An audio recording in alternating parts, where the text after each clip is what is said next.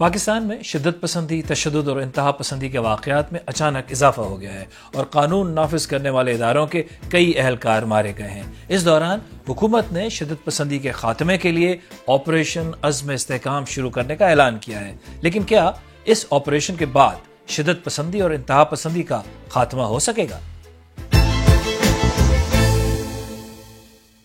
پاکستان کے سابق قبائلی علاقوں صوبہ خیبر پختونخوا اور بلوچستان میں شدت پسندی اور پاکستان مخالف حملوں کو کئی برس گزر گئے ہیں اور وہاں ایک سے زیادہ مرتبہ فوجی آپریشن بھی ہوئے ہیں۔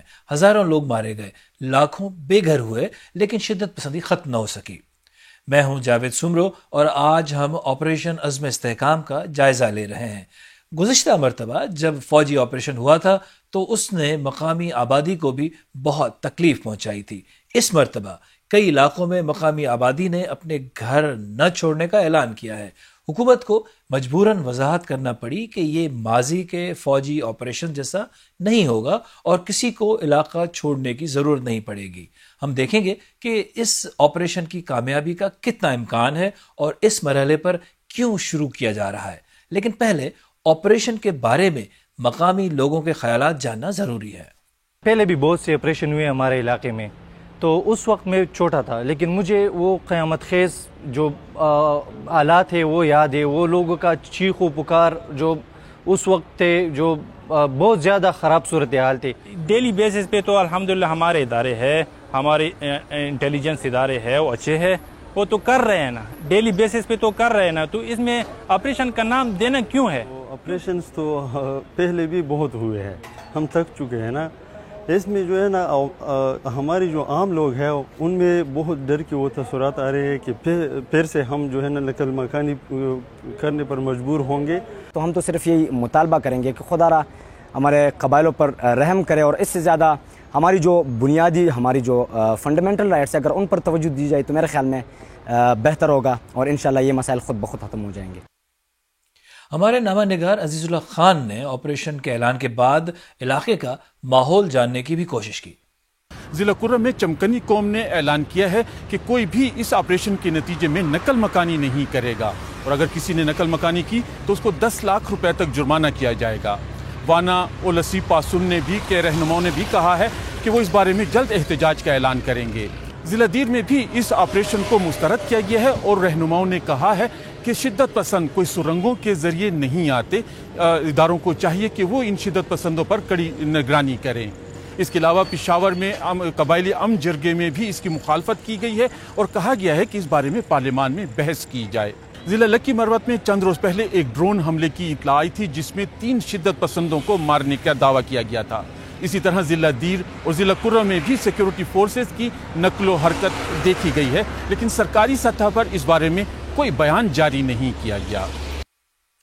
پاکستان کا پچھلے 15 برسوں میں شدت پسندوں کے خلاف یہ 5واں ملٹری آپریشن ہے۔ 2007 میں سوات میں راہ حق کے نام سے ملٹری آپریشن شروع کیا گیا تھا، جہاں ایک مدرسے کے سربراہ مولانا صوفی محمد پورے علاقے پر اپنا قبضہ جما چکے تھے۔ اس آپریشن میں فوج نے شدت پسندوں کو اپنے ٹھکانے چھوڑنے پر مجبور کیا، جو بھاگ کر پڑوسی ملک افغانستان چلے گئے۔ 2009 میں جنوبی وزیرستان میں راہ نجات کے نام سے ملٹری آپریشن کیا گیا۔ یہ آپریشن راولپنڈی میں GHQ پر حملے کے بعد شروع کیا گیا۔ تیسرا بڑا آپریشن 2014 میں پشاور میں آرمی پبلک اسکول پر خوفناک حملے کے بعد ضرب عضب کے نام سے شروع کیا گیا۔ اس آپریشن میں بھی فوج نے قبائلی علاقوں میں موجود شدت پسندوں کو بھاگنے پر مجبور کر دیا تھا۔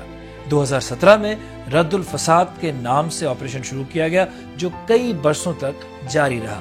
خیال کیا جاتا ہے کہ وہ شدت پسند جو فوجی آپریشنز کے دوران بھاگنے پر مجبور ہو گئے تھے، وہ ایک بار پھر ان علاقوں میں قدم جمانے لگے ہیں۔ روایتی طور پر پاکستان کے شدت پسندی اور انتہا پسندی سے متاثرہ علاقے یا تو خیبر پختونخوا میں ہیں یا پھر بلوچستان میں۔ شہر کراچی بھی ایک زمانے میں تشدد کی سنگین لپیٹ میں تھا اور اب بھی وہ کئی شدت پسندوں کا ٹھکانہ ہے، لیکن حالیہ دنوں میں خیبر پختونخوا کے جن اضلاع میں دہشت گردی کے واقعات میں اضافہ ہوا ہے ان میں خیبر، بنو، شمالی وزیرستان، جنوبی وزیرستان، ٹانک اور ڈی آئی خان شامل ہیں، اور خیال ہے کہ ملٹری آپریشن کا فوکس بھی انہی علاقوں پر ہوگا۔ ان علاقوں میں ایک طرح سے آپریشن کبھی رکا ہی نہیں تھا، تو پھر حکومت بہت پرجوش انداز میں ایک اور آپریشن کی ضرورت کیوں محسوس کر رہی ہے؟ جو انٹینسٹی آئی ہے دہشت گردی کے واقعات میں پچھلے 4-5-6 مہینے میں، بلکہ 1 سال کے اندر، اس سے یہ ضروری تھا کہ ہم بھی اپنی نئی صف آرائی کرتے۔ آپ کہہ سکتے ہیں نا کہ ایک نام دے کے نئی ویگر کے ساتھ پولیٹیکل لیڈرشپ کو بھی آن بورڈ ہر طرح سے کر کے کیبنٹ سے یہ جو ہے پیسج اس کا ہو گیا ہے۔ اب یہ اگر ادھر بحث ہوتی ہے تو بائی اینڈ لارج جو ہے ایک کنسنسس کریٹ ہوگی، جس طرح وے بیک ان 2016 جو ہے ساری پارٹیوں کی کنسنسس ہوگی۔ جو آوازیں آ بھی رہی ہیں ان کی بھی جو ہے پولیٹیکل کنسیڈریشنز ہیں، ان کی کنسیڈریشن جو ہے جو ایگزسٹینشیل کنسیڈریشنز ہیں ہماری ملک کی، ہماری قوم کی، وہ نہیں ہیں، پولیٹیکل کنسیڈریشنز ہیں۔ they are playing to the galleries۔ جیسے ہم نے پہلے ذکر کیا، اس آپریشن کی مخالفت بھی بہت ہے، اور خاص طور پر کے پی کی حکمراں جماعت پاکستان تحریک انصاف، جمعیت علماء اسلام اور عوامی نیشنل پارٹی اس کی مخالفت میں پیش ہیں۔ تحریک انصاف کے چیئرمین بیرسٹر گوہر نے کہا ہے کہ ایسے کسی بھی فیصلے کو پارلیمنٹ میں لانا چاہیے تھا۔ ملک کسی آپریشن کا متحمل نہیں ہو سکتا۔ استحکام اسمبلی میں درست نمائندگی سے آتا ہے۔ جمعیت علماء اسلام کے سربراہ مولانا فضل الرحمان نے تو اس آپریشن کا نام ہی بدل دیا ہے۔ انہوں نے کہا کہ یہ آپریشن عزم استحکام نہیں بلکہ آپریشن عدم استحکام ہے، جبکہ عوامی نیشنل پارٹی کے سربراہ ایمن ولی خان نے آپریشن کی مخالفت کرتے ہوئے الزام لگایا ہے کہ پاکستان کی ریاست ایک مرتبہ پھر ڈبل گیم کھیل رہی ہے۔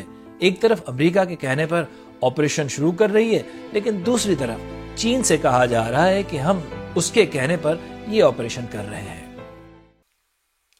ماضی کے تجربات کو دیکھا جائے تو سوال یہ بھی بنتا ہے کہ پاکستان کے موجودہ حالات میں آپریشن عزم استحکام کی کامیابی کا کتنا امکان ہے؟ یہ میں پہلی مرتبہ دیکھ رہا ہوں کہ ابھی انہوں نے اعلان کیا اور وہ کافی کنٹروورشل ہو گیا اور اتنا شدید رد عمل سامنے آیا، تو میرے خیال میں یہی وجہ ہے کہ جب لوگوں نے رد عمل دکھایا تو پولیٹیکل پارٹیز جو یہاں پہ ہیں، عوامی نیشنل پارٹی، پاکستان تحریک انصاف، باقی جو چھوٹے موٹے گروپس ہیں، انہوں نے بھی رد عمل دکھائی اور کافی مخالفت میں سامنے آئے۔ یہ تقریباً آپ کو پتہ ہے کہ 22-23 سال ہو گئے پاکستان کو اس جنگ کو لڑتے ہوئے، تو ابھی تک تو ان کو بہت کچھ سیکھنا چاہیے تھا۔ اور ملٹری آپریشن جو ہے یہ ہر مسئلے کا حل نہیں ہے، کیونکہ جو ملیٹنٹ گروپس ہے یہ چاہتے ہیں کہ یہ ایک علاقے پہ قبضہ کرے، وہاں پہ حملہ کرے اور پھر مجبور کرے فوج کو، لائن انفورسمنٹ ایجنسیز کو کہ وہاں پہ آ جائے اور وہ آپریشن کرے۔ تو وہ تو آپریشن شروع کرنے سے پہلے وہاں سے چل جاتے ہیں، لیکن پھر عام لوگوں کو مسئلہ ہوتا ہے، ڈسپلیسمنٹ ہوتی ہے، بمباری ہوتی ہے، تو اس لیے عوام میں لائن انفورسمنٹ ایجنسیز کا جو امیج ہے وہ خراب ہو جاتا ہے۔ پاکستان میں شدت پسندی کا مسئلہ سنگین ہے، اور یہ کچھ مہینوں یا برسوں کی بات نہیں بلکہ دہائیوں سے جاری ہے۔ ہر حکومت عارضی اور سپرفیشل اقدامات کرتے نظر آتی ہے، لیکن مسئلے کی جڑ کو ختم کرنے پر کوئی کام نہیں ہوتا۔ ایک پرامن ترقی کی جانب بڑھتے جمہوری اور ماڈرن پاکستان کے لیے ملک کی نظریاتی، سیاسی، معاشی اور تعلیمی پالیسیوں میں بنیادی اصلاحات کی ضرورت ہے۔ اس کے بغیر بس آپریشنز ہی ہوتے رہیں گے، لیکن شاید حالات نہ بدلیں۔